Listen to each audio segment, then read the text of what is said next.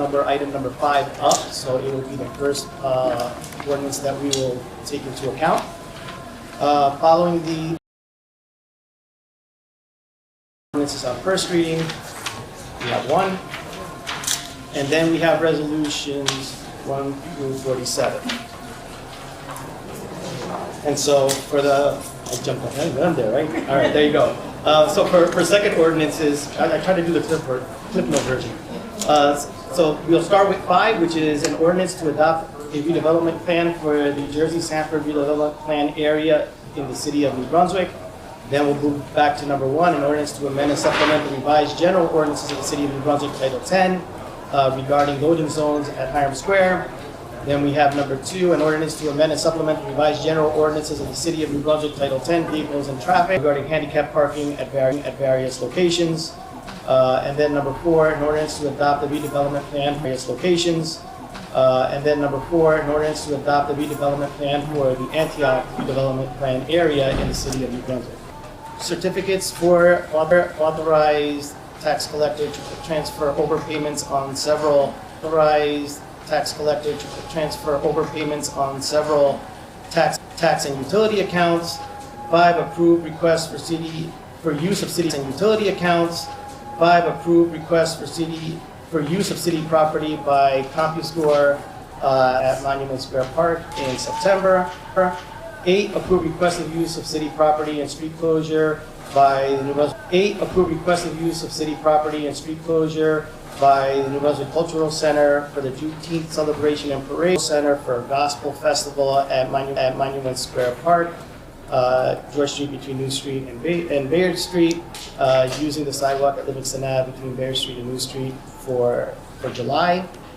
10, for the youth sports complex in June.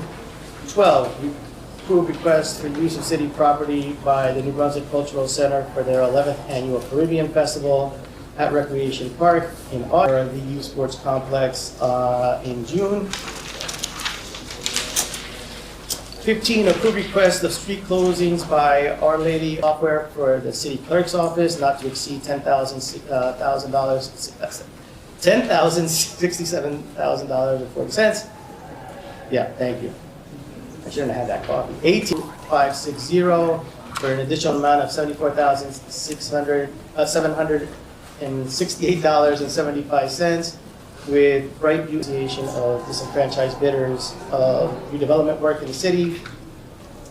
22, approve amendment of Resolution R-052581 LLC for legal counsel services for housing and rehabilitation matters, not to exceed $25,000. 24, approve award of grant fund $500,000. Missed that class in math. 25, approve award of grant funds for purchase of Stuart Johnson Scope of the Barrier Development Group LLC for business training consultant for UEC zones, not to exceed $98,000. 27, approve regulations with respect to 255 French Street. 28, approve clinical services agreement with Rutgers, the State University of New Jersey, Rutgers Biomedical, $50,500. 30, approve award of contract with Maxim Quality Foods Incorporation to furnish and deliver food products for the seniors. Amendment of Resolution R-022616 for an additional amount of $5,000 with Fight Corporation for maintenance and support of city software. 5, approve award of contract with All-American Ford Subaru to furnish and deliver 2 2025 or newer Ford Mavericks or equivalent, not to exceed $60,006 or equivalent, not to exceed $60,006. Vertical turbine pump at DNR Canal Pump Station, not to exceed $149 at DNR Canal Pump Station, not to exceed $149,790. 41, approve award of contract with medium heavy equipment parts and repair services and repairs, not to exceed $7,000. This approval will constitute an increase of over 20% of the original contract. of the original contract. 45, approved purchase by water utility on 45, approved purchase by water utility under New Jersey. 46, under New Jersey. 46, approved professional service agreement with Powers DMS Incorporated. Approved professional service agreement with Powers DMS Incorporated for power policy and power ready subscriptions for the police department and power ready subscriptions for the police department. Not to exceed $16,210.73. 47, approved $10.73. 47, approved relaxations of the Open Public Meeting Act have been complied with and satisfied in that the annual notice which gave sufficient notice of the time and place and conduct of the Pledge of Allegiance to all those available.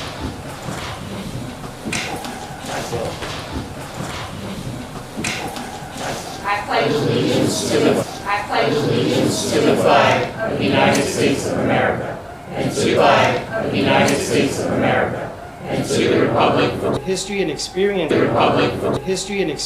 of Black Americans are an essential part of our shared local and national history. As a public health advocate, I also want to recognize that it's American Heart Month. Madam Clerk, has the correspondence been directed to the appropriate departments? Yes, Council President. The correspondence received by the City Clerk's Office was forwarded to the appropriate departments. Thank you. We don't a summary of the plan and the recommendations of the planning board.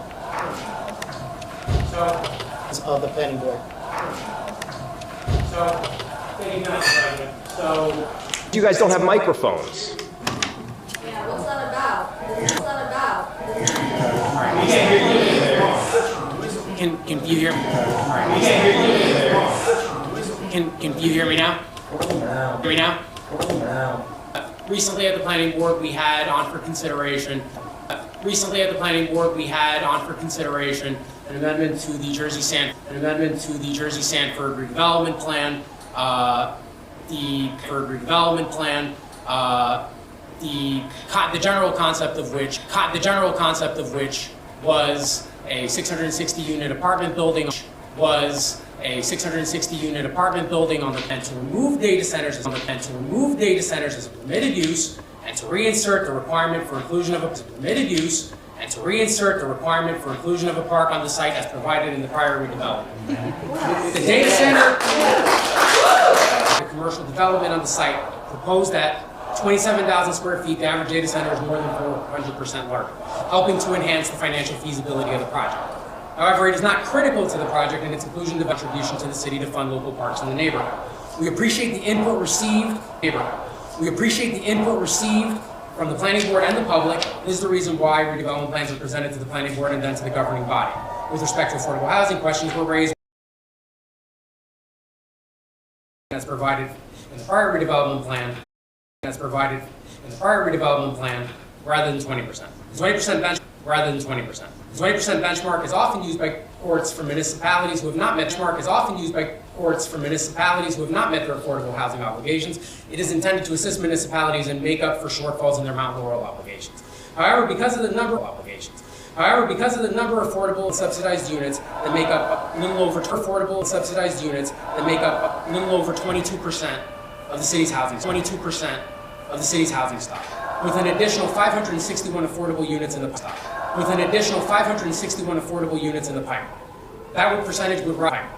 That percentage would rise to over 25% city. The average development plan is to provide workforce housing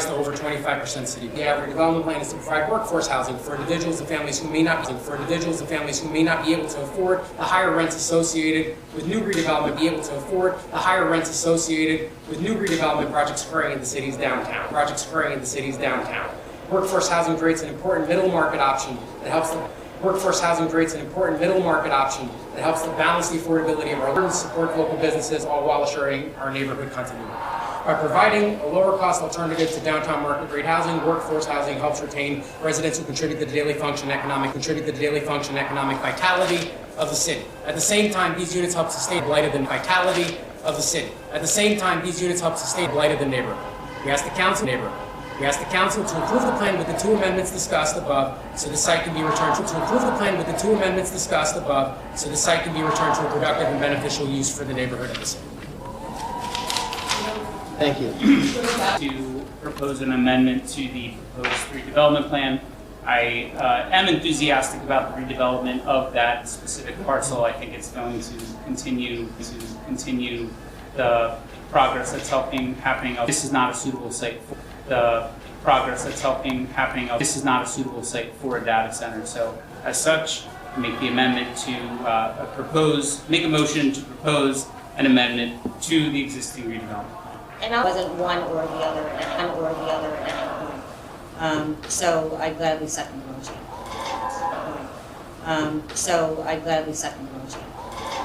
Great. Can I get a roll call? Councilmember Escobar. Yes. All right. Now we're gonna.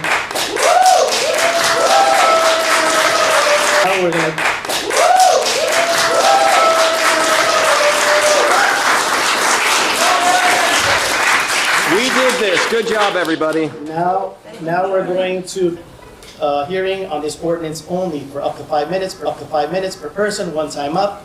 If any members of the public wish to speak on this ordinance, please one time up. If any members of the public wish to speak on this ordinance, please approach the council.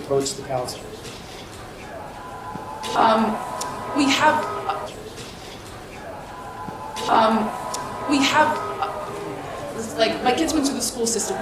They didn't pay for lunch, right? Because we have so many families under the poverty line. So given families under the poverty line. So given like that you guys are saying no invasive species should be planted in this development and that there's a lean towards native species. I'm a Rutgers environmental steward and this is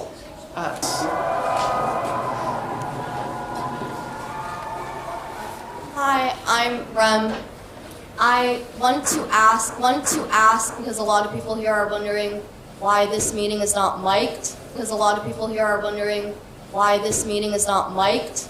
Or like. Bruce Morgan, I'm president of New Brunswick Area Branch NAACP, also first vice president for New Jersey State Conference at NAACP.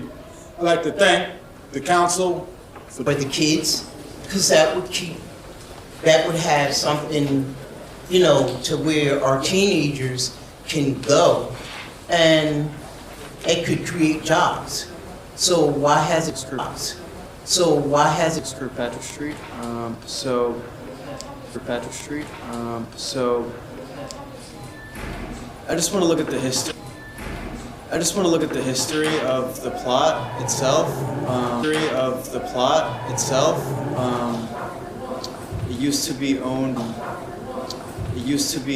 by the Puerto Rican, and I just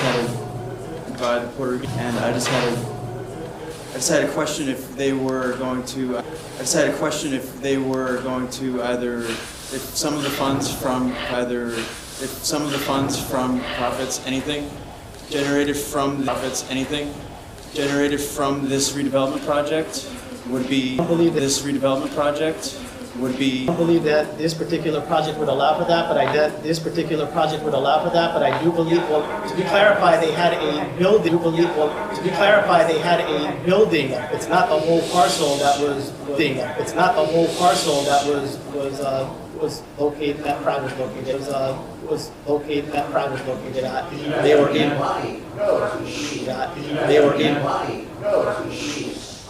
Their continued cooperation here in the city, and we'll look for opportunities. To enhance all social services and community services. I just want to clarify that we didn't lose the services. Because they're still providing the services. They decided as an organization. All around New Brunswick and their beautiful parks. Johnson Park, beautiful parks. Johnson Park, Baker Park, Joyce Kilmer Park, Boyd Park and Recreation Park. Baker Park, Joyce Kilmer Park, Boyd Park and Recreation Park. Fernando Puezo Diaz. Ever heard of that name? Anybody? Diaz. Ever heard of that name? Anybody? Happy for that? Right. Thank you, everybody. Have Thank a good you. day. Captain Hoover is here for those who want to see engage Captain Hoover in the hallway with information to awaken. Yes. Hi, good evening. My name is Parker Student, and I wanted to say thank you for choosing to admit considering that the income rate of the community and the poverty rate, I think 10% is not enough for affordable housing. I would also challenge the council to go forward with that spirit in future redevelopment.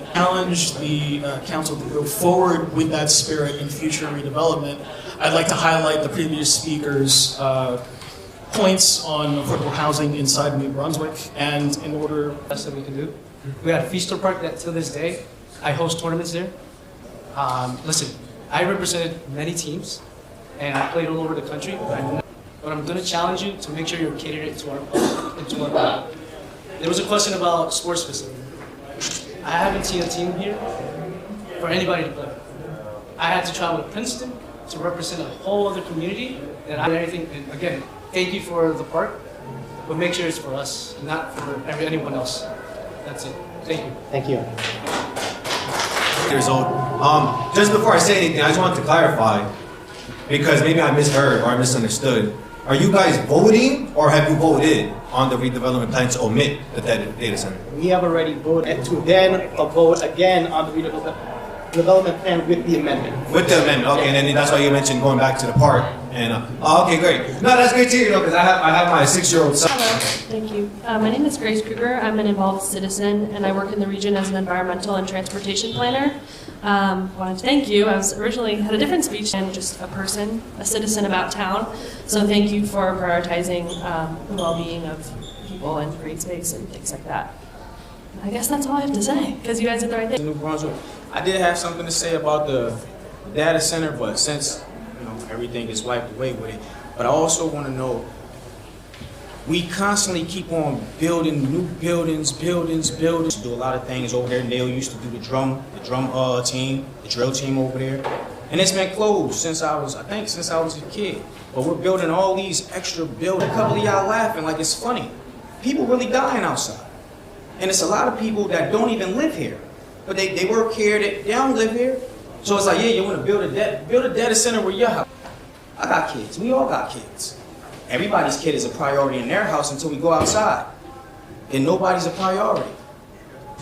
That's just the teen center doesn't do a thing. I'll be the first one to say we need more, right? But it's an unfair statement to say that there's nothing here as well. Plus, there's other organizations in town that provide new services, and I think it's fair to also recognize them. Is there a need for more? Which is why we're giving you information, right? And look, again, I am not downplaying what your concerns are, but I also want you to understand what's available. I appreciate it. Thank you. I appreciate it. Thank you. Has said already. And I also, I'm in favor of building a park there. I do think New Brunswick needs more space for children. And I just want to draw your attention to the current state of our parks in New Brunswick. Clean and well-maintained parks with open bathrooms and functioning equipment. I also want to say that the data. Yes. Okay, got it. But again, to your point, public comment, please, you're welcome to come back and bring up those other things. Yes. And so in speaking on land that is of places for the unhoused, I know that people are very concerned about seeing unhoused people in our parks, and the more resources that we have for them, the less they're going to be just like chilling. Again, if you could talk about that at public comment, happy to. But right now, I'm just going to ask you to direct your comments toward this particular ordinance. Yes. So this is relating to amending the. No. I'm not saying moving Code Blue. I'm saying building another structure with more resources for the unhoused population of New Brunswick and those who, we deem unsightly to just be out in the streets. No. I'm just going to ask your name. I know. My name is Shahar. You know my name. Hi, my name is Shahar. I've organized here for 4 years. Now that we've gotten that out of the way, this is doing for the unhoused. You're fully willing to destroy the lives of your residents, run their bills up, make their children scared, and come first! And they haven't been. That's why the Dignity Center is closed while you guys litigate on if we can have further pollutants here. I expect better, and I should, because how are we voting on a data center when there are people starving in York streets? There are people out there starving, sick, scared. There are protected. How do you do it? It disgusts me. I can't go to my shelter some nights and not feel sick to death that I cannot do more. So how can you, with the power to do everything, to shut this government down? I'm sick of y'all.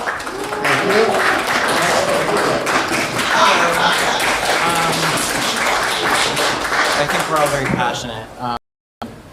Just give your name for the record, please. I'm Jasmine. I live in this community. I'm glad you guys voted to get rid of this data center and not go forward with this proposal. The interests of the people that live here. You know, like she said, there are a lot of other things going on. You know, I'm scared to leave my house because of ICE, and you know, to protect our interests, you're voted and elected in. And I would like to see better in the future. And, you know, listen to us who are working in these communities, who live in the data center. We never wanted it, and we have bigger things to worry about here. You have people that can't live comfortably, and then you're gonna add. Actually, if you've already went once, it's one time up.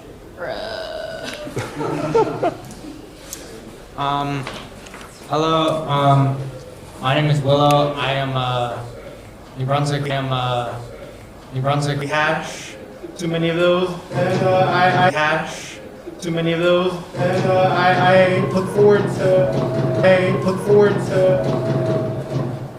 something that's a little bit less something that's a little bit less destructive, a little less expensive, a little less expensive for the people in New Brunswick. Was it the for the people in New Brunswick? Was it the public response that made you amend it? Like, was that decision was made to amend it? Like, was that decision was made today during this meeting? That decision was based on. So there was recommendations provided by the to be made here in a few minutes. That's great. I hope we can make ecological. Is the data consensual?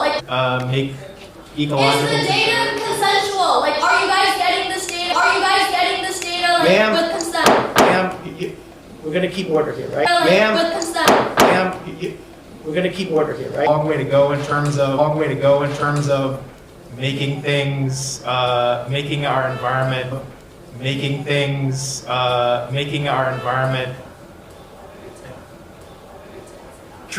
our environment properly, and doing our environment properly, and Hello, my name is Christopher Spagna, lifelong New Brunswick resident, Rutgers alumni. So first of all, I want to thank you for voting no on the data center. So, and outside of that, again, because I grew up in New Brunswick, I recall the entire Jersey Ave, corridor from, Handy Street all the way up to like Van Dyke, has been essentially just run down for developers that are willing to take the interest in order to redevelop that area, for those same factors.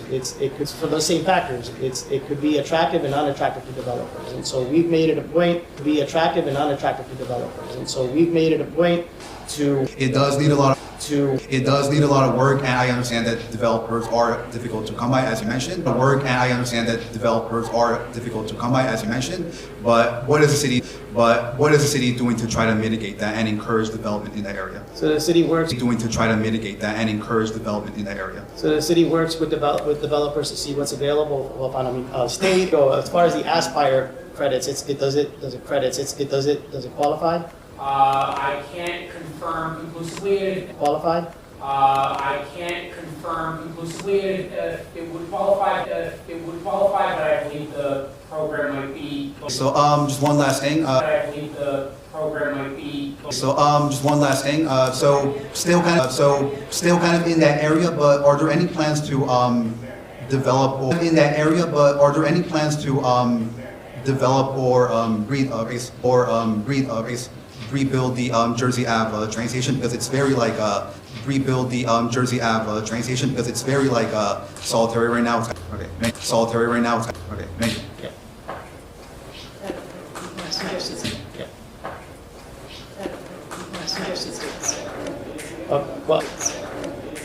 Well, and I just as a point of clarification that the vice, and I just as a point of clarification that the vice president here has brought up that that's a state. I don't think New Brunswick is a place for data centers. I don't think any town or any person's home, in backyard and community is a space for data centers. There's in backyard and community is a space for data centers. There's a myriad of ethical, environmental concerns. I have a friend who's living in Maine, the community environmental concerns. I have a friend who's living in Maine, the community's air, all the time. And this isn't unique to Memphis. This is not going to be unique time. And this isn't unique to Memphis. This is not going to be unique to New Brunswick if a data center comes to town. Again, I appreciate the mixed use. That's really great. Brunswick, gonna go. Why would I want to stay here when my water is going to be contaminated? Possibly contaminated. Why would I stay here if my air is going to smell disgusting in this city?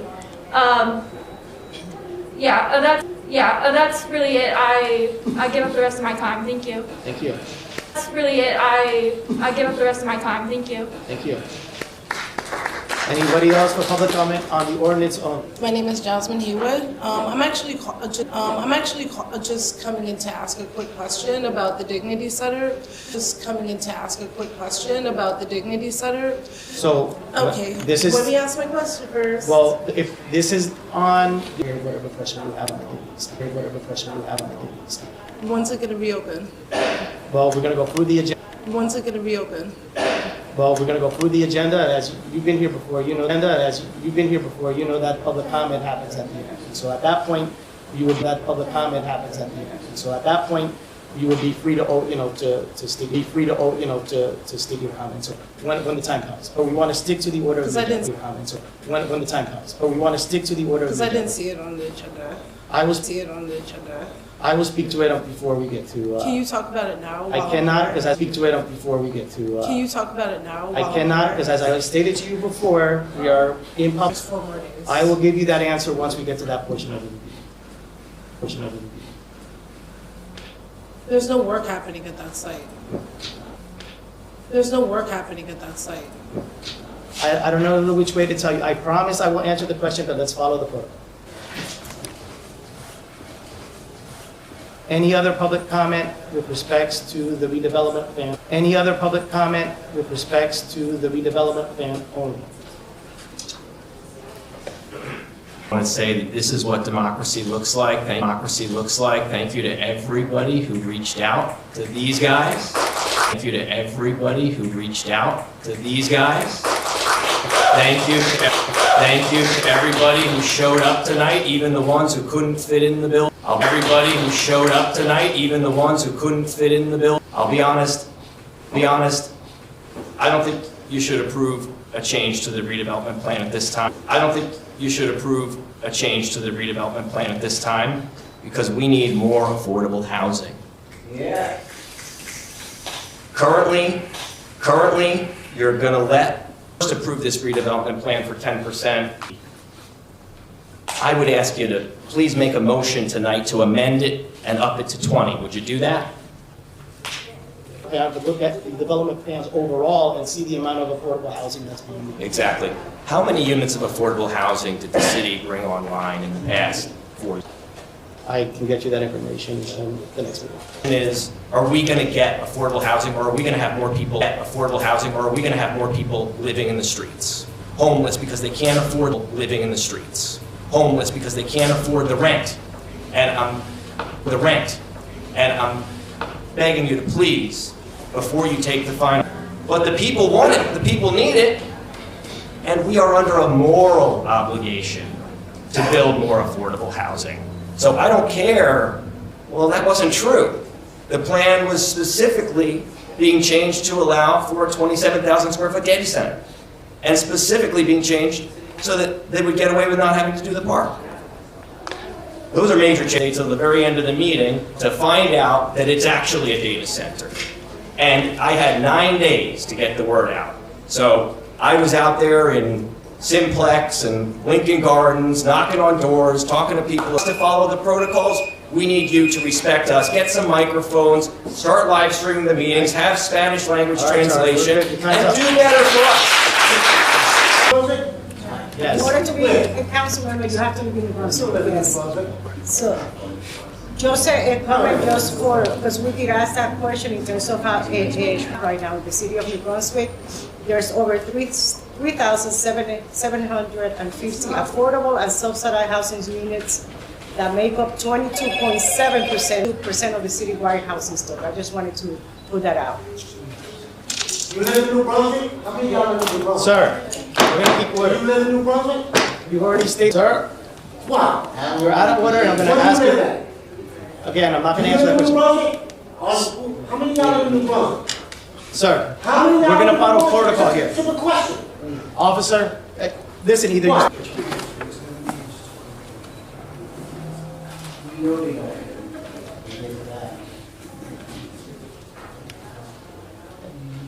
I'm a homeowner there. I've been living there for 36 years. I'm a Rutgers mom.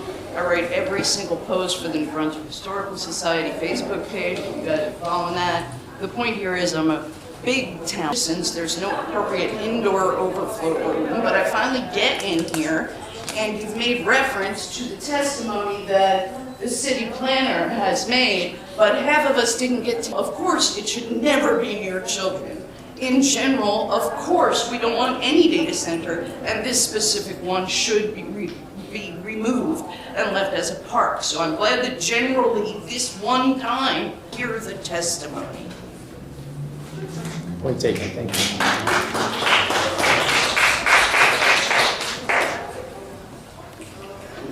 Hi there, April Nicholas, 143 Sedan Street. But I do just first want to make a quick note that the man that you just had tossed out by the police is the brother of Deborah Terrell, the woman who was murdered by New Brunswick police in August. And I feel like I do think that you should have a little bit more respect for people that have gone through such a tragic loss at the hands of this city.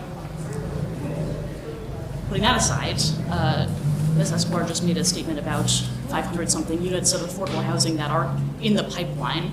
My question is, how long have those same units been in the pipeline? Because I've heard that number before.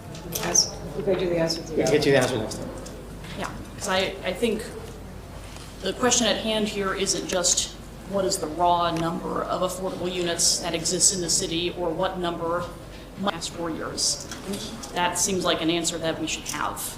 And I think we would probably all look at that number, whatever it is, and agree that that is not enough. Councilmember Escobar. Yes. Councilmember Ferguson. Yes. Councilmember Secor Ludwig. Yes. Council Vice President Gaskins. Yes. Council President Castellano. Yes. All right, moving on, back to regarding Hiram Square. Do any of my fellow council members have any questions or comments on this ordinance? Seeing none, we are preparing to open the ordinance. Second. Councilmember Escobar. Yes. Councilmember Ferguson. Yes. Councilmember Secor Ludwig. Yes. Council Vice President Gaskins. Yes. Council President traffic control regulations sections 10.12.020, Schedule 4, one-way streets regarding Cogswell Place. Do any of my fellow council members have any questions or comments on this ordinance?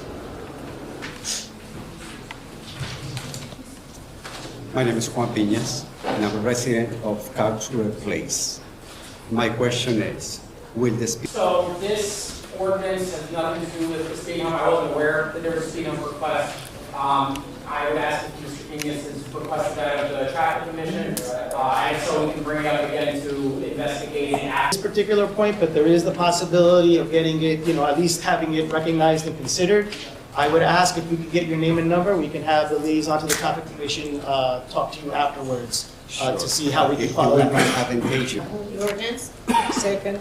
Councilmember Escobar. Yes. Councilmember Ferguson. Yes. Councilmember Sephora Ludwig. Yes. Council Vice President Gaskin. Handicap parking sections 10.20.010, Schedule 39, parking zones for handicapped persons, Schedule and Schedule 40, parking spaces for handicapped persons regarding Yes. Council President Castellino. Yes. Next, we have an ordinance to adopt the redevelopment plan for the Antioch redevelopment plan area in the city of New Brunswick. Mr. Dominguez, could you offer some? They have 2 lots there that are pretty sizable, and they were looking to leverage their properties in order so they could build a new church, but also expand the community, create a church. The church would be, as right now, would be on the first floor of this building, and it would be about 2 stories high to 1 story. Cornerstone would go into this building. Not together necessarily, but their site is, I think, a little over 22,000 square foot combined. It's largely open and really conducive for rushing these things through without getting community input. At that planning board meeting, I was the only person who had anything to say about it. Tell me, does the council get any kind of a report, like a paper report that says who said what? No. Okay, and you don't get like a recording of it? I think we can request it. It is recorded. May be able to request it. That's a question for No. Dan. It is Project, and I'm not even seeing that the things I said in this same room made it to you, right? Do you know what I said at the planning board meeting? Did you get any kind of briefing on that? It matters more what the residents want and what the residents think. And there was only one guy that spoke up at the meeting, it was me, and you didn't get any kind of report, you didn't watch any kind of recording of it, vacant for a long time, and maybe the city could do something with that to make more affordable housing or something for the people who end up living in this housing. But I guess that meant a lot of vacant parcels. So I was pleased to see the church step up and say, we own this, we want to develop it in a way that's constructive, right? Not just for us, but for others. And they were willing to do 20%. Treats its residents, and it's not a good look. It's not a good look. Learn a lesson from tonight, please. And so don't just look into 15 Class Place, but look into the whole process. Once again, my name is Doris Elliott. I know this area very well. I've been here my whole life. And from what you're showing, church sits at, I go past it every day because I work up that way. And you said you want to put a store on the corner, right? Yeah, Mr. Dominguez, I'm just, hold on, before it becomes a he said, she said, I just want to just, for procedure, ask. Okay. Church and school, so define. The church would be reconstructed as part of this building here, and the corner store would be part of this building over here. Inside? Inside, yes. Okay. It would be, the apartments would be above. Thank you. Thank you. Anybody else on this ordinance? Only, this ordinance. Only.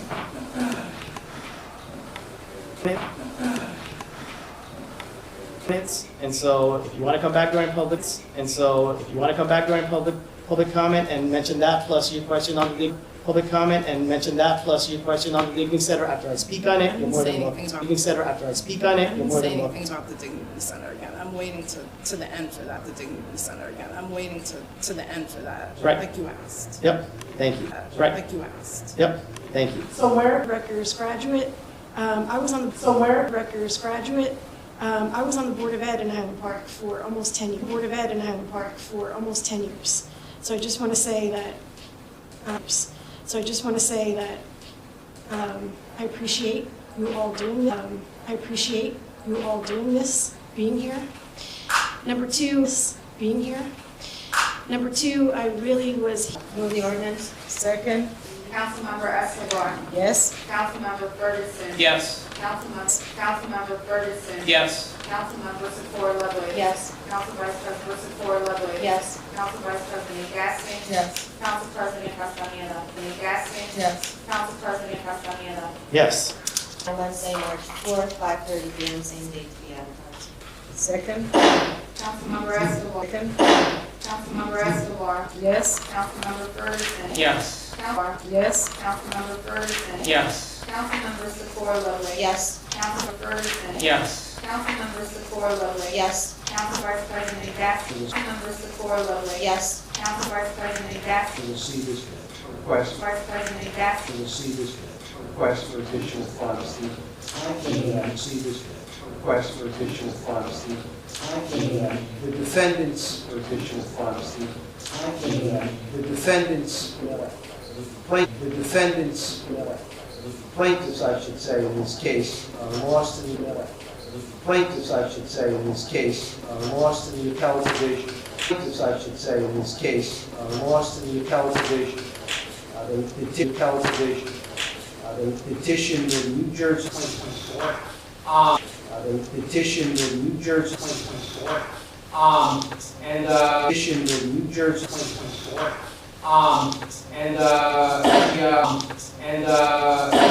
We recently were able to get through with the EDA. We recently were able to get through with the EDA. Our grant agreement signed. It was for the rehabilitation of the bank. It was for the rehabilitation of the bank and trust building downtown. It was for the rehabilitation of the bank and trust building downtown. Include an increase of over 20% from the original contract? Of course, Council President, members of council. Council President, members of council. This contract permits the city to maintain public properties. This contract permits the city to maintain public properties as it relates to. This contract permits the city to maintain public properties as it relates to repairs, other items, maintenance. So, You want to time up on the resolutions. If any members of the public wish to speak during the public portion of the meeting, please approach the council. This is on the resolutions. So you're referring to it. This is on the resolutions. So you're referring to it now. I'm on 2425. I'm right with you. 2425. Now this is 1,870,000. How does that? And you got out 25, right? And you got here. Have someone, or can you explain to us how that works? Because it seemed like you're working with the same contractor. Am I interpreting?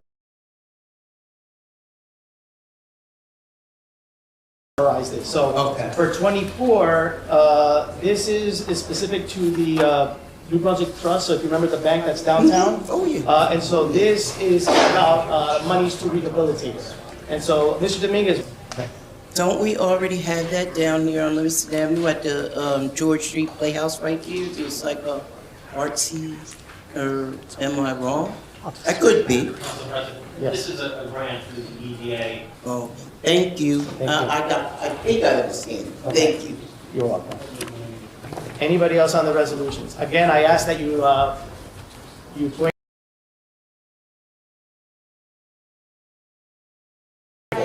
Ann Norris.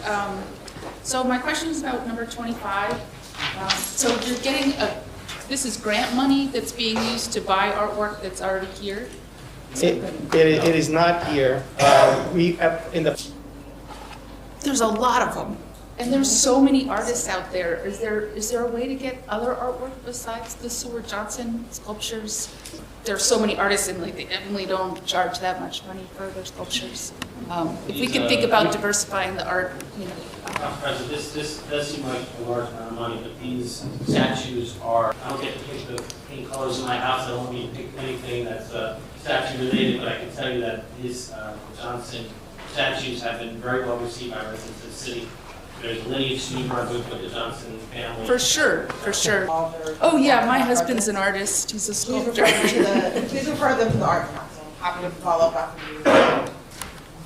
We talk a lot about art at Art Council, I promise. With Mr. Dominguez, among others, about those plans. And one of the things that I'd asked at the time is, is the city intending to explore other alternatives for local artists, people that are alive? Oh, there you go. I remember the meeting, and I believe I said that sounds like a really good idea. And we looked into it, and the main restriction, and it turns into a pumpkin on December 31st, and sculptures take a long time to get procured and built, as we've seen. basic at this point for us to be able to go and see sculptures that essentially don't already exist. Even Seward Johnson is looking like they're not even going to be able to deliver them until September or October. The delays that we had to endure, our hands are regrettably a little tied if we want to actually be able to leverage the funds to buy sculptures. Thank you. Artwork that we might, that might hypothetically exist, that would be lovely to have. I can understand that timing-wise, that's not feasible. I am curious, did the city do outreach to local artists? Well, as far as existing local pieces, we didn't look at that because we had the option with this, which is something that was highly liked by members of the public, as we would not have any problems. So we did it because we are kind of okay to spend the money for like a week or two of them. So that's kind of the situation. We weren't going to go and start having exploratory conversations with local artists to at least know fully what the options are, and of course not make any promises to any artists that money would come through. With a lot of hard things about this process that are outside the city's control, it's a pain to deal with. The Seward Johnson statues are, good enough and accessible, and so there's enough potential value to be had in supporting our local arts community that it really would have been worth having those initial conversations. And even if they don't come to fruition for this... It's just a matter of the time constraints, but it's also something that the public enjoyed downtown. And to be fair as well, there are local artists do have the opportunities through other means in the city, and we can look I think it's going to be an art gallery or museum or something. So I want to know, is that going to be like a free gallery, or is it going to be like a friend? Make something available for the community. All right, and similar to what the previous commenters have said, will this gallery provide opportunities to local artists, like who are residents of New Brunswick, or Rutgers students, people who live in this city? So if that's the case, then I have nothing else to ask. All right. Thank you very much. Yeah, go ahead. Yeah, so thank you all for the interest in number 24. I will say that this just is one of the ways that this will manifest. Obviously, not all the facts are finalized or all the designs are finalized, and there's still a lot of time to give a lot of input. So obviously, welcome. And so for those of you who commented, thank you so much. How much is for leasing the building? Do we have that information, Mr. Dominguez? I'm not aware of what the lease parameters are, so I can't answer that question. But So it sounds like the $3.5 million doesn't go towards the lease at all. Is that accurate? fair to say? I would have to... We'd have to look into it. I'm sure that To make their space nicer. Is that an accurate statement? No. the money that is going to the rehab is coming through the grant. We'll get that back. With all due respect, I would ask you to hold off on approving this tonight. If we don't know how much we're on the hook for to rent the space, we shouldn't be chipping in $3.5 million to fix it up. I understand it's coming from... We heard you, Mr. Padua. We'll take it under advisement before we make a decision. Okay, in like 2 minutes, you're going to make the decision, so you'll give it 2 minutes of thought. Okay, I'm just... Finalizing the number, but it's about a dozen. Think about what we could do with $1.875 million for the local Artson Johnson family, right? Correct. Right, so this is classic New Brunswick. We got a huge boatload of money from the federal government. First thought in our head, can we give it to the Johnson family? I mean, we're just gonna forfeit all over for 12 statues? They've got literally a warehouse full of them at the Grounds for Sculpture where all of his work is. They've got from the federal government. It doesn't make any sense. It's giving more to the wealthy, not to the people who need it. And it's classic New Brunswick. That's got to stop. About were prohibited from that grant application. I think you'd be very happy to know that the Seward Johnson Foundation is not of the Johnson & Johnson Corporation. These are all advice that can come back with the Arts Council. To be clear, I keep hearing, a renewed investment of wanting to do more in the arts space, and so just because this grant funding is being done here is not the end of the conversation. I just wanted, Mr. Dominguez, if you could, if this vote is delayed, how will it impact Resolution 24? Well, maybe end of the year clock. If this project gets delayed, I know that if they can't start by mid-March, it's probably not going to be able to happen with regards to the rehab, because this is where we are, and I don't think that they can afford any delay.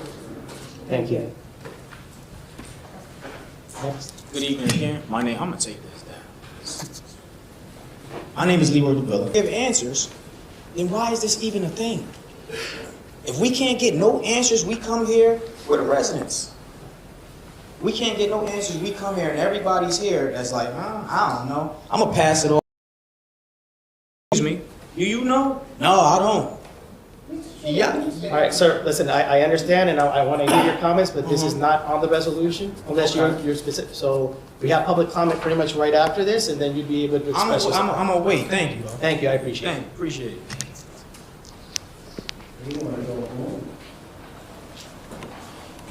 Eric Spear, Jamesburg.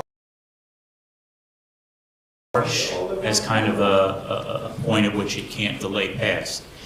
If the council delayed this for just one more meeting, the first meeting in March, And good conscience advice. I want to thank Ms. Escobar for posing that question. It's nice to know that it was at least considered to delay it. Thank you. Anybody else on the resolution? Yes. All right, now we're moving to items for discussion by council. I have a few things. Then I'll council members.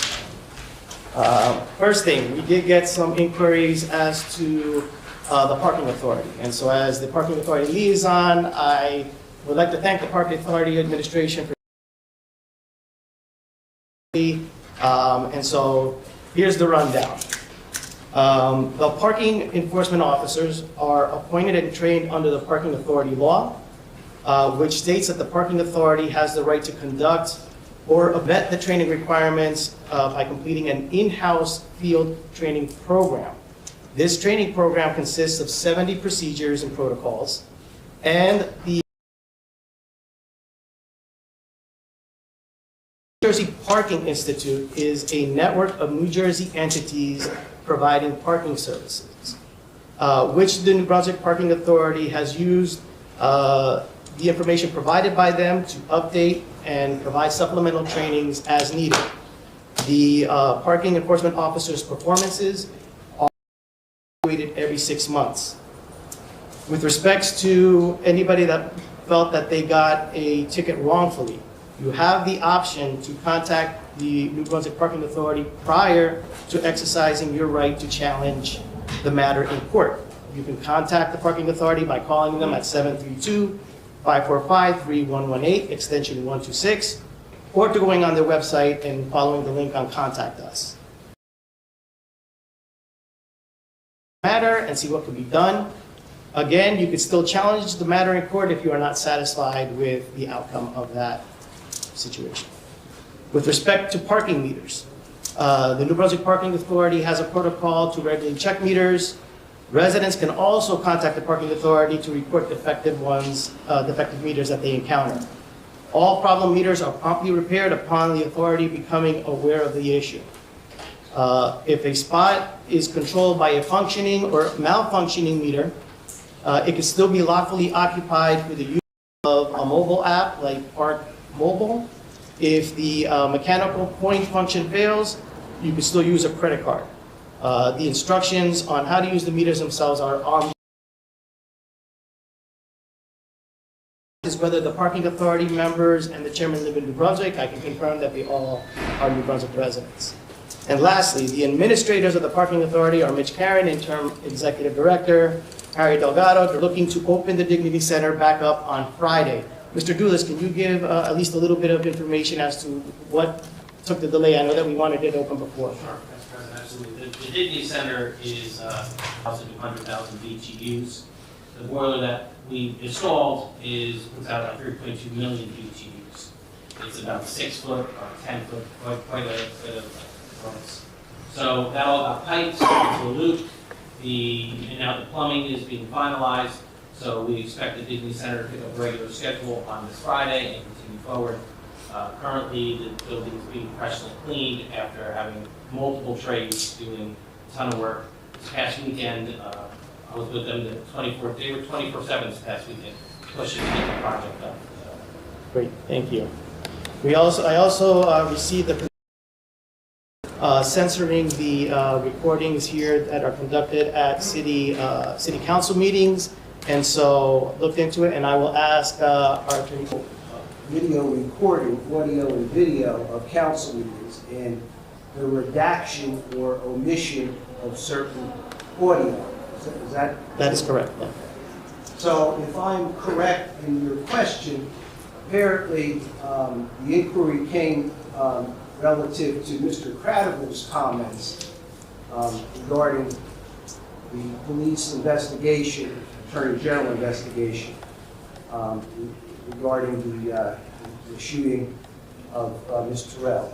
So, as we've said before, on numerous occasions, this particular investigation is within the purview of the Attorney General's office. The Attorney General's office has a directive out from, I want to say 2019, which specifically provides that we cannot discuss the details of the incident, provide any information relative to names, events. It's all within their jurisdiction and control.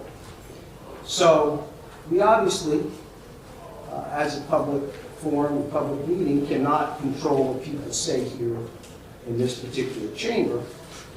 But if what is said is in violation of that directive, or in my opinion, in violation of the law, we are not able to reproduce it. And the reproduction of names that come within the purview of this investigation, in my opinion, are a violation of the Attorney General directive. Therefore, I've instructed the audio-video crew who puts this up, whoever that is, Mr. Barron, to redact the audio so we don't create a problem for ourselves in reproducing or re-advertising, republishing the names who we are told under the directive we are not allowed to disseminate during an active investigation. So that's the reason that that was done. I know that's a long explanation, but hopefully it's thorough. Thank you. Do any of my other fellow council members have anything that they want to comment on? All right, then we are preparing to open the meeting for public comment for up to 5 minutes per person. One time up. If any members of the public wish to public comment portion of the meeting, please approach the council. Please give your name for the record. Eric Spear of Jamesburg. If the Attorney General's office were taking a very long time to investigate an incident, and a city that was connected as an interest, at least in seeing an end to that investigation that's taken so long, would the City Council be able to send a new letter to the new Attorney General requesting a prompt conclusion to that investigation without jeopardizing any legal situations? Mr. Chairman? As the gentleman I think is aware, this council did adopt a resolution requesting the Attorney General to proceed with the investigation in all due diligence and efficiency, and we still don't obviously have a conclusion to that. There's nothing that precludes the council from doing that. My understanding of the way offices work, even though the actual Attorney General may have changed under a new administration, the people who are in charge of the investigation and conducting the investigation are probably the same. I don't know that to be the case, but I'm assuming, and I'm sure they have our resolution. But nothing precludes the council from that, in my legal opinion. Thank you. I would encourage the council to seize the moment with the new Attorney General, who has control over the existing investigative authorities, to show its concern about the lack of expeditiousness that this investigation is taking. and to draft a new resolution requesting a prompt conclusion to that investigation. Thank you.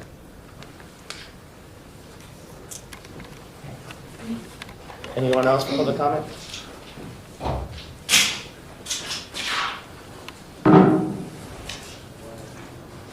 My name is Vincent Pileggi. I go to school here at Rutgers University.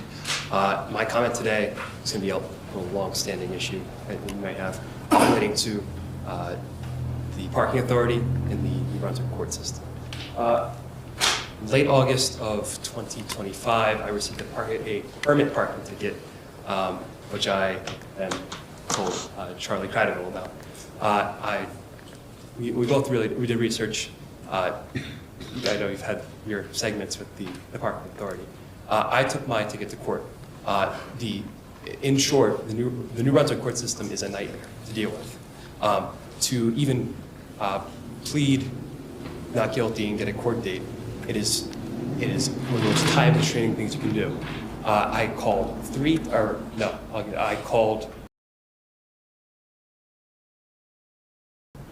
I called once, they told me, and they had me email on the phone.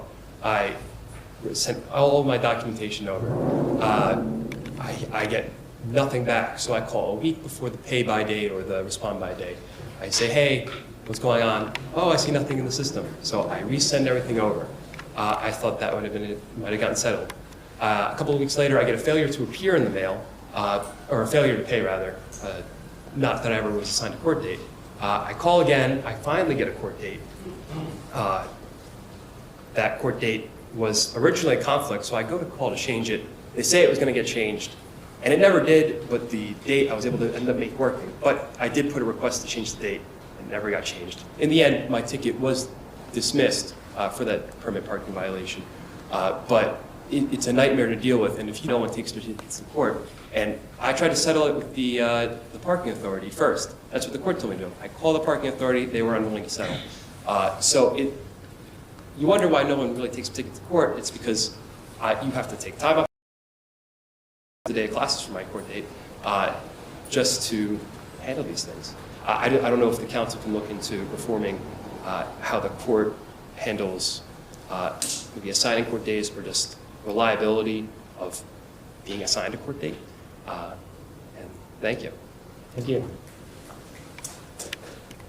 Mr. Council President, yes. Council, if I can, the municipal court of the city of New Brunswick, like all municipal courts in the state of New Jersey, are controlled by the AOC, Administrative Office of the Courts.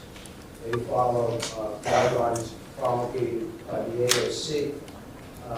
That is their boss. You are not their boss, if you will. Right. So I suspect the gentleman has a complaint. You can file that with the AOC.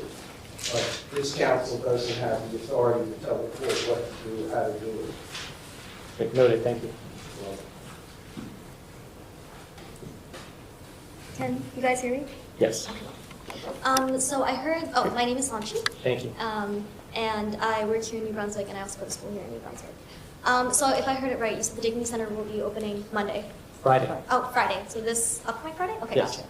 I wanted to ask if I could have a timeline when the issues started with the Dignity Center, like with the heating and everything, and exactly what problems there were. Mr. Judas, do you mind? Do you have that info? I know that we've mentioned the issues, but just for clarity. Mr. Council President, I'd be glad to have a full report for you at the next meeting. Okay. So if these are questions, the facts and dates. We can continue with your questions, and we can see what we can provide. That would be great. Yeah. Thank you. I emailed I emailed JT Miller about like the date. I'm looking for the date of exactly when issues started happening, if I could. And when did the Dignity Center? And I'm sorry to keep reiterating this. It closed in mid-December. You said last time, or when did it close exactly? We'll get you that information. It'll Be operating by the end of next week. So that's a delay. What was that delay caused by? The delay is, as Mr. An issue with the and I'm happy it's opening next week, but I'm just saying that last time I asked that if there are issues with the Dignity Center, if there could be an emergency alternative plan for unhoused people to shower and I recall that they were planning to do that. Okay. Since the Code Blue space is down there in that area, so just to enhance like the services that are provided. Got it. Is there any other emergency alternative plan? Any ideas if a center closes like that and people can't shower or access like facilities? Any other plan that's been thought in the last 2 weeks? I can find that out, but you know, at the same time, it's difficult with resources, but we're always looking for alternatives. I thank you for that. And I also wanted to ask, so on the website it says each person gets a personal hygiene kit that includes items such as soap, shampoo, and deodorant. Not only is the Dignity Center stocked with towels, but each person can get a fresh set of clothes and something to eat. Is that, when it was operating, was that true? I believe that is accurate. Okay, so since the center itself is closed, what is happening to the items like soap, shampoo, and deodorant? Have there been any efforts to give them out to unhoused individuals? Since the center itself is closed, but there are other things the Dignity Center used to do, so I'm just curious. I can have Mr. Dudas look into that, and we can get you the answer at the next meeting. Okay. And I also wanted to say, in 1 second, I think that was all of my questions mainly. I think it's been 2 months since the Dignity Center's been closed, and again, I'm happy it's opening, but I request again that there be an alternative plan, and also with that, I hope next meeting I get to know if materials were distributed, because if these things are provided in the Dignity Center, I see no reason as to why in the last 2 months nobody's doing something about giving them to unhoused people who have not had access to these facilities that they need for basic public health needs. And thank you. Thank you.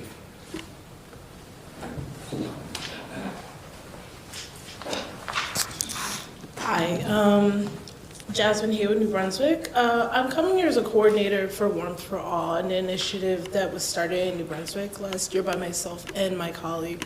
And also I volunteer, thank you for your service at Interfaith Rotating Men's Shelter, with a lot of men who are unhoused and are struggling to stay clean. That's why I keep coming here to advocate for the Dignity Center. I really think that, I know it's like the best we can do right now, but it's a really inconvenient location for a lot of people. It's very difficult for them to get to, I keep calling it New Brunswick High School because it will always be that to me, but it's, you know, who can bathe every day, you know, they can be also contaminated. We had a contamination at Anshe Emeth a couple months ago, so like I really look forward to seeing this problem be solved, all the efforts being done in furtherance of that. So thank you. Thank you. Anyone else for public comment?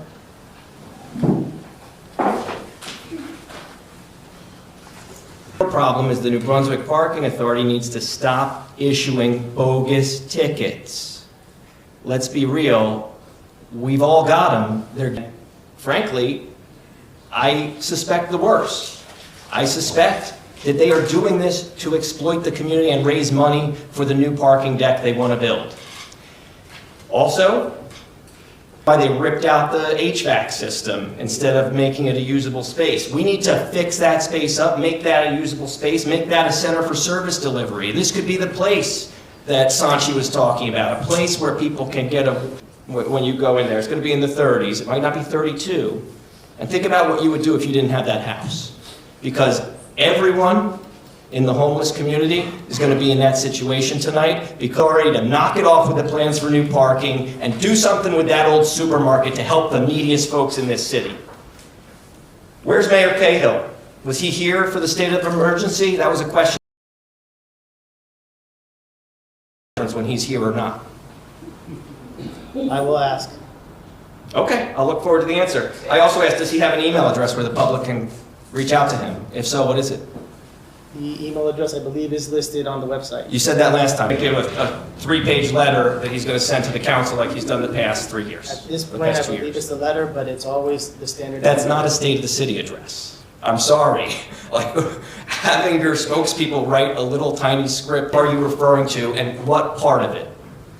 To correct the record, I didn't say the article was violated. He's a member of the public. He can say whatever he wants. Bill Deborah Terrell, and I sent you an email late last night to let you know that it is so wrong that you are deleting it from your videos when I say that. I have my freedom of speech. I am allowed to speak. Can you tell me who made the threats? Are they credible or not credible? When there's a threat, it's investigated. You get to the bottom of it, and then the truth comes out. We need better. Give us the truth and name them. Point of correction on quite a few, and somebody can else chime in if I missed a few of them, because there was quite a few. And so number one, no one is infringing on your right to say what you say. That's what the attorney said. No one is stopping you here from doing that. Your ability to say it, is what we are able to show as a city. And so those are two distinct things in my opinion. And so for you to characterize that is really unfair that way. That's correct, Council President. We are not going to general correct. Thank you. Hi there, April Nicholas, 143 Saddam Street. As I mentioned earlier, I was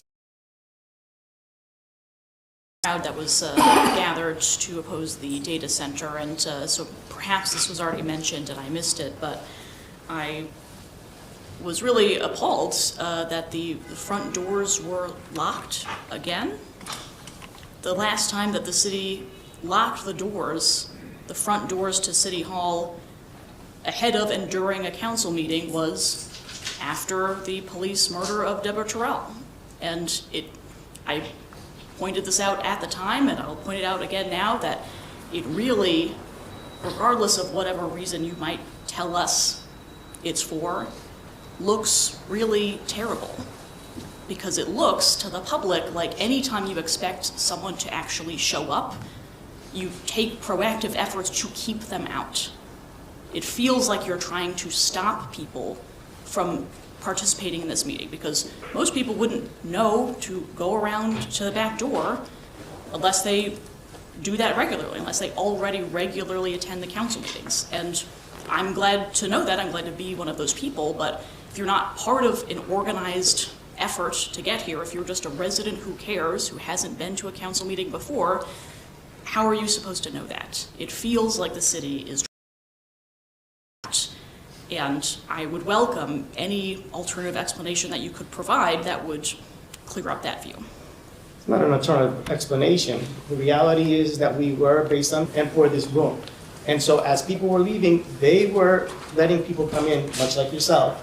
And so we're doing the best within the parameters that we have. But we have allowed everybody who wanted to speak. Not everyone is in a position to be able to do that. It's one thing to be able to be seated in a room in the warmth, waiting your turn to speak for an hour, but if you have issues with your mobility, participate in this meeting and say what they came here to say, if they are kept outside in the cold. So I really hope and appreciate that. And with regards to the capacity of the building and the fire code, I don't necessarily understand why that is the reason for locking the front door as opposed to monitoring the intake of people at both the front and the back door. If you can do it at the back door, it does seem like you would be able to do it at the front door. And I've been to enough council meetings to know that you sometimes have quite a few folks from the fire department here keeping a tally of who's coming in. Sometimes kind of a surprising and not seemingly useful amount of people. So if you can have more than enough people from the fire department here on meetings when there's not full capacity, counting heads, it does feel like there should be that same capacity on nights when you do expect people to show up. So it doesn't quite make sense to me why that is the reason for locking the door to the front of City Hall. Noted. Okay. Well, a previous speaker had asked you a question that I want to follow up on. A question about, issuing a statement to the Attorney General asking for an expeditious conclusion to the investigation.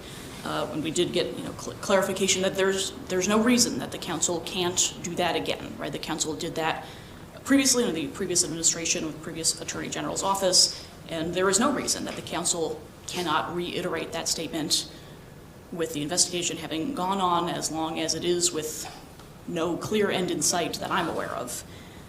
And I think you acknowledge that that is something that the council could do. So what I want to ask you now is can you commit that that is something that you will do? What I will commit is that we will put it under deliberation and come up with a conclusion, that we need a little time in order to do it. Thank you. When you're voting and you're looking at the resolutions, do you ever say no and come back to us besides because there was a large crowd out for the center, whatever, and on Jersey Avenue? When are you just gonna just say, no, I'm not gonna vote on that?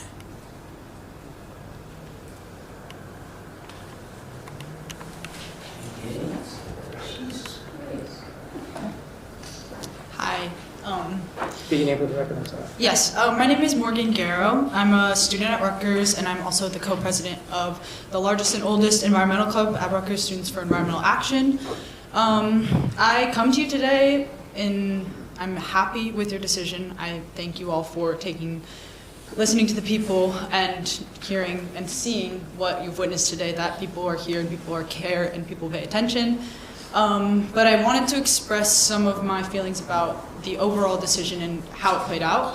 I watched the planning board meeting last week multiple times. Thank you to Charlie and their recording. The language around the data center and in general the development in New Brunswick is alarming to me because an exact quote from one of the members of the planning board was that it's absolutely time for an AI or for a data center in New Brunswick.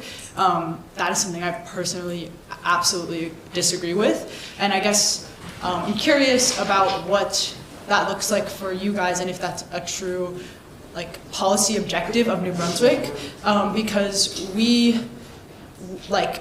I've been here for 4 years now. I'm not from New Brunswick, but I've witnessed it. I study environmental policy right now. I'm studying gentrification, and it's very related. And one of the things I came across in my research was the story of the Lincoln Annex School, which again I've only been here for 4 years. I wasn't around, and I wasn't a part of the community when they were fighting that.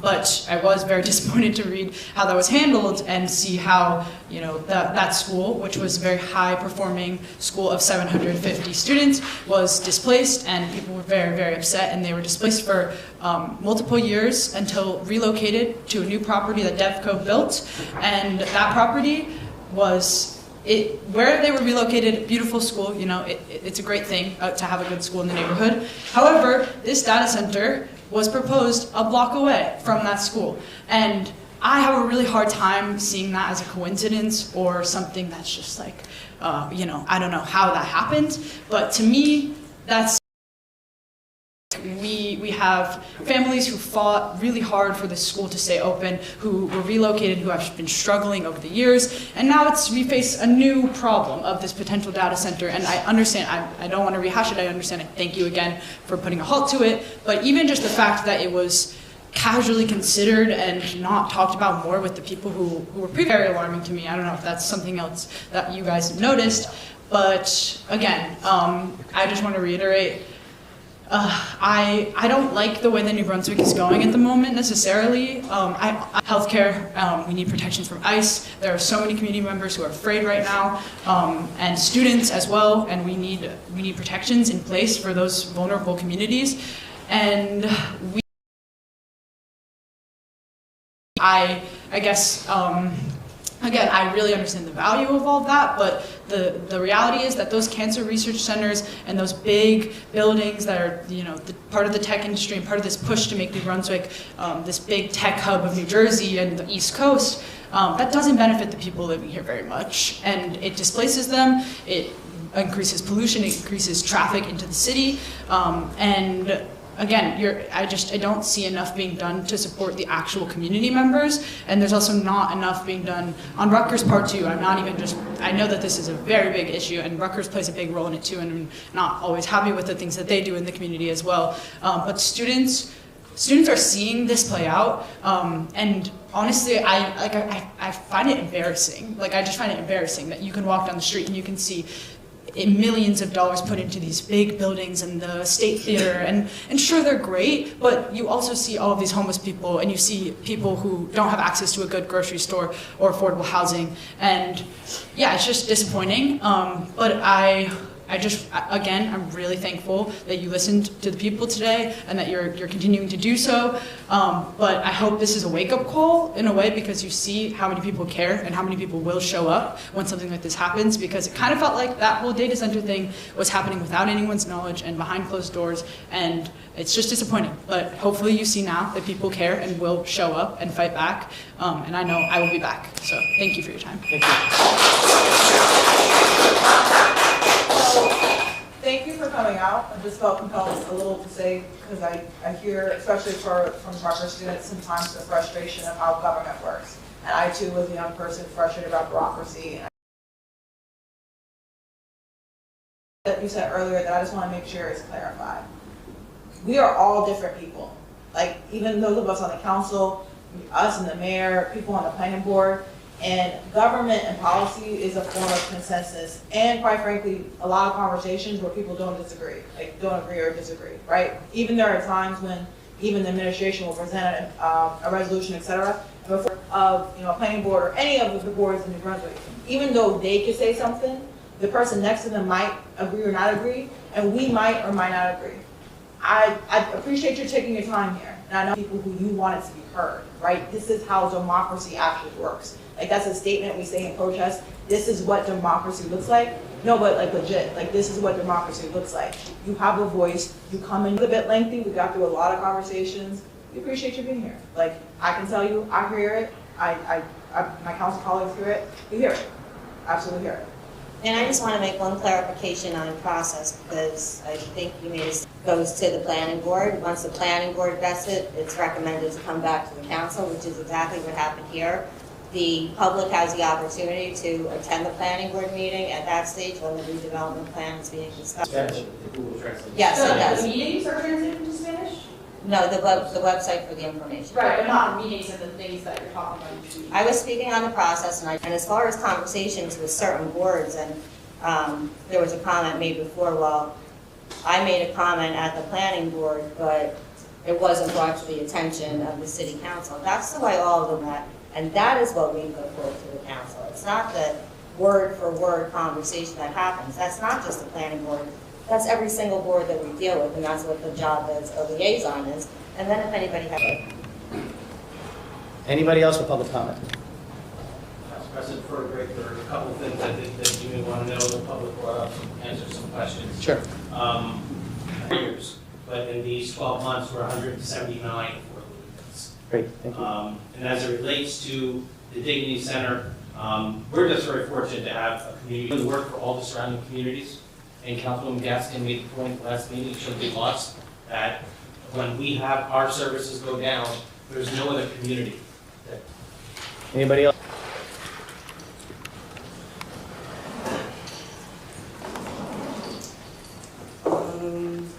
Sorry. I'm Preston Learcourt, 0232-1687. Jackson Police Department is also well, they're an investigating agency, so you can contact them. I would recommend you can contact Jackson Police Department. Their number is 732-928-1111. 1111. Yes, sorry. But yeah, go to them first, or you can contact Nick directly. Nick is Morty's best friend. If you have Instagram, you can search up Nick_Machio, NICK_ Morty Home at BRINGMORTYHOME. There's the Bring Morty Home Facebook. So yeah, let's keep raising. Maybe you're not the people for me to be saying that too. There's a gift basket auction on March 2nd at Adventure Crossing USA, 515 Monmouth Road, Chats for public comment. Seeing none, can I get a motion?